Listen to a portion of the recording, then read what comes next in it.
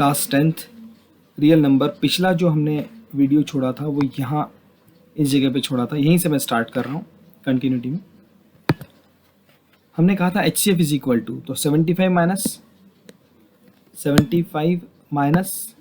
6 into 12, वो यहाँ लिख दिया 75 माइनस 6 इंटू 12।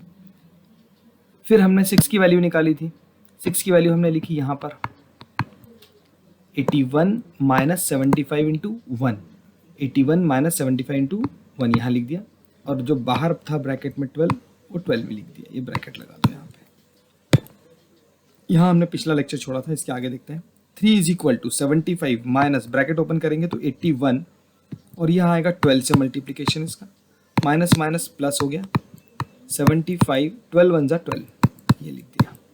अब देखो लाइक टर्म्स दिख रहे हैं कुछ, 75 यहाँ पे 1 टाइम है, 75 यहाँ पे 1 टाइम है, और 75 यहाँ 12 टाइम्स है, तो 75 यहाँ पे 13 टाइम्स हो गया, माइनस 81 इंटू 12 हो गया। क्या हमारा आंसर आया? नहीं, क्योंकि अभी हमें 75 की वैल्यू भी रखनी है, तो हमारा आंसर 237 और 81 के फॉर्म में आ जाएगा। 75 की वैल्यू है 237 माइनस 81 इंटू 2 रख देते हैं। 3 इज इक्वल टू 75 की वैल्यू लिख रहे हैं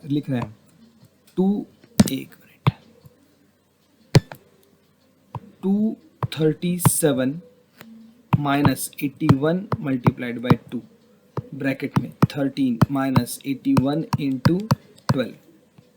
ये हमने 75 की वैल्यू फर्स्ट इक्वेशन से लिखी है। अब देखो HCF इज इक्वल टू, यहाँ 237 ब्रैकेट में 13 माइनस 81, 13 टू 26 माइनस 81 इंटू 12।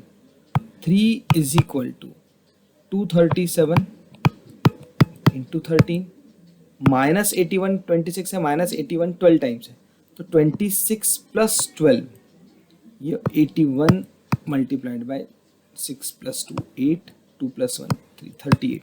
ये आपका फाइनल आंसर है कि HCF जो है वो 237 और 81 के फॉर्म में आ गया।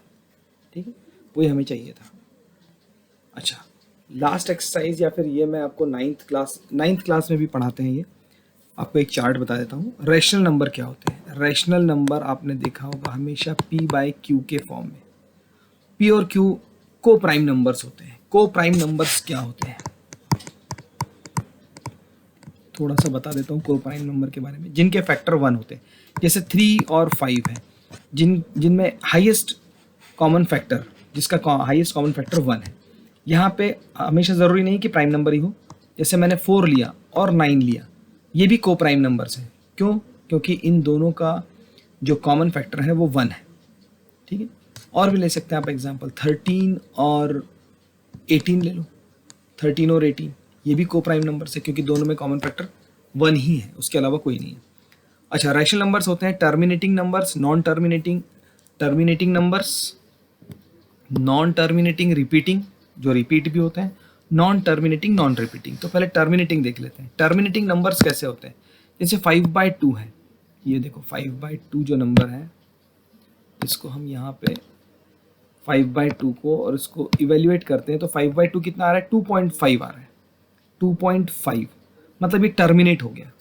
ऐसे ही हम नेक्स्ट नंबर देखेंगे 7/4, इसको देखते हैं 7/4, और इसे सॉल्व करते हैं, इवेल्युएट कर लिया तो 1.75 मतलब ये भी टर्मिनेट हो रहा है।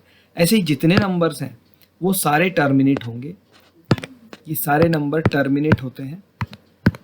टर्मिनेटिंग, इसकी एक पहचान ये है कि इसके डिनोमिनेटर में या तो 2 है या तो बहुत सारे 2 हैं। देखो 2 इंटू 2 है, इसके फैक्टर करेंगे डिनोमिनेटर का तो 2 इंटू 2 आ रहा है, यहाँ पे सिर्फ 2 है।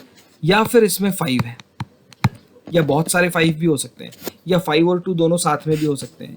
यहाँ पे देखो आप, इसके फैक्टर क्या है? 2 मल्टीप्लाइड बाई 2 मल्टीप्लाइड बाई 2। इसके फैक्टर क्या है? 2 multiplied by 5 multiplied by 2, 5 two 10, 10 two 20। तो 5 और 2 भी हो सकता है, सिर्फ 2 हो सकते हैं, सिर्फ बहुत सारे 5 हो सकते हैं, लेकिन 2 और 5 के अलावा कुछ नहीं हो सकता।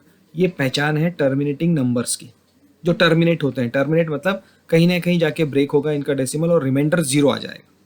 नॉन टर्मिनेटिंग रिपीटिंग, ये रिपीट होते रहते हैं, ये रिपीट होंगे। जैसे 5/3 है, अगर आप इसको देखेंगे तो 5/3 इवेल्यूएट किया हमने, देखो 1.66666666 चलता रहेगा, ये तो इन्होंने राउंड फिगर लेके 7 कर दिया, नहीं तो ये कभी टर्मिनेट नहीं होंगे, हमेशा रिमाइंडर में कुछ ना कुछ आता रहेगा और उसको हम डिवाइड करते जाएंगे तो वो डिवाइड होता भी जाएगा, टर्मिनेट ही नहीं होंगे। 7/12 इसके डिनोमिनेटर में देखो 4 3 12 होता है, मतलब 2 × 2 × 3, तो इनके फैक्टर्स में 2 तो है लेकिन साथ में 3 की वजह से ये नॉन टर्मिनेटिंग नंबर हो गया। ये देखो 2 और 5 के अलावा 7 आ गया, 2 और 5 तो है ही नहीं, 7 भी आ गया इसके अंदर। 5 3 15, 5 है लेकिन साथ में 3 भी है जिसकी वजह से ये नॉन टर्मिनेटिंग हो गया। तो ये सारे नंबर नॉन टर्मिनेटिंग है, ये भी सब नॉन टर्मिनेटिंग है। अब जो non terminating and non repeating, जैसे √2 है, √2 को आप सॉल्व करोगे कैलकुलेटर में तो इसकी डेसिमल की वैल्यू कभी खत्म ही नहीं होगी। √2 की या तो राउंड ऑफ करके लिखना पड़ेगा, अप्रॉक्सीमेट वैल्यू आती है √3, √5, √7, ये सारे अगर हम लिख लें 3√5 तो ये भी इर्रेशनल नंबर हो गया। 9th में पढ़ चुके हैं, ये सब इर्रेशनल नंबर होते हैं।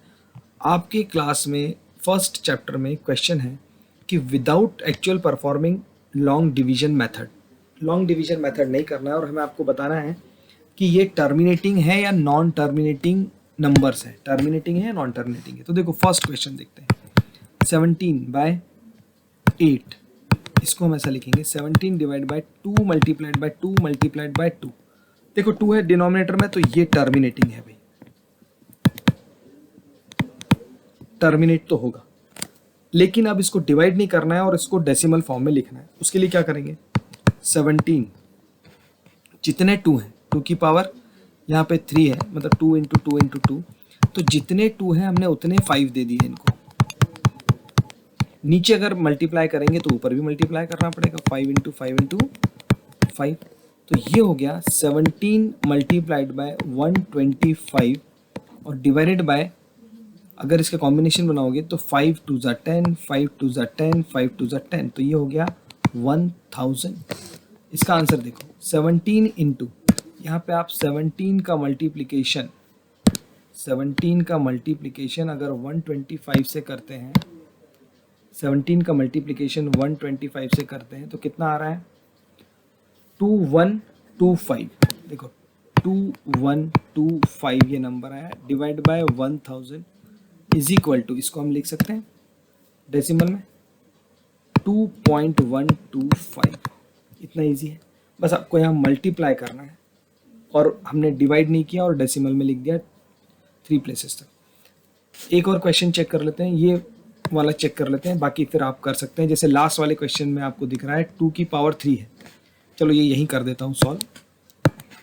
23 डिवाइड बाय 2 की पावर 3 है मल्टीप्लाइड बाय 5 की पावर यहाँ 2 है, तो कितने 2 थे यहाँ पे 3, कितने 5 होने चाहिए 3, तो एक 5 से और मल्टीप्लाई करना पड़ेगा नीचे और ऊपर। 5 3 15 का 5, 1 इधर है, 5 2 10 11, 115 डिवाइड बाय ये हो जाएगा 1000, क्योंकि 3 यहाँ पे 2 है और 3 यहाँ पे 5 है, तो 5 2 10, 5 2 10, 5 2 10 1000। इसका आंसर आ रहा है 0.115, ये आंसर आया। हमने इसको सॉल्व ही नहीं किया, इतना बड़ा क्वेश्चन है, इसको हमने सॉल्व नहीं किया, सिर्फ नीचे 0 लेके आ गए और डेसिमल में कन्वर्ट कर दिया। लेकिन ये तभी हो पाएगा जब ये टर्मिनेटिंग हो, डिनोमिनेटर में 2 और 5 होना चाहिए। डिनोमिनेटर में जैसे ये डिनोमिनेटर में 3 4 दिया हुआ है, ये 7 × 7 × 7 होता है, तो ये नॉन टर्मिनेटिंग है, नॉन रिपीटिंग है, सॉरी नॉन टर्मिनेटिंग रिपीटिंग है, ये नॉन टर्मिनेटिंग रिपीटिंग, ये रिपीट होगा, इसको सॉल्व करने की ज़रूरत नहीं है। इसको आप एक बार सॉल्व कर लेना और ये दोनों, ठीक, ये आपका एक्सरसाइज खत्म हो जाएगी।